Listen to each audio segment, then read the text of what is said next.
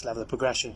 Now I'm going to do a couple of pulling exercises. Now you might not be able to do this first one because the gyms aren't open right now, but it's a good one to try when you do get in the gym. Attaching the big bar to 2 cable, and you're going to get into the squat, keeping the legs and the stomach tight. We're pinching across the top of the back and the back of the shoulders. So this way, instead of sitting on a machine and deactivating your bum and your core, by staying on your feet, you're getting the bum, the legs and the core working to keep you stable while you're doing the exercise.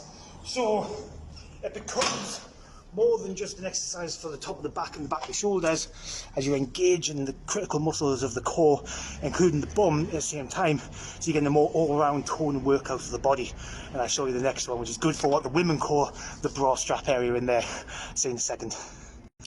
Okay then, so this one you probably can do at home if you've got a good heavy dumbbell, and to be honest, this really works best with a heavy dumbbell. A light one is not going to engage and work the muscles enough to really change the shape of this area here, which the women in my group refer to as the bra strap area. I don't know if that makes sense to you or not. Maybe not to the fellas, or maybe some fellas. I'm not judging, but it's key to get into a good position like this and concentrating on that area.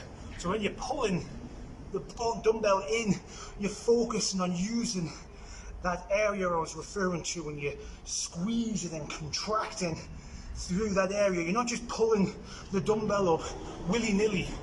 You're concentrating on squeezing that particular area that I was pointing to before, which may or may not be your bra strap area.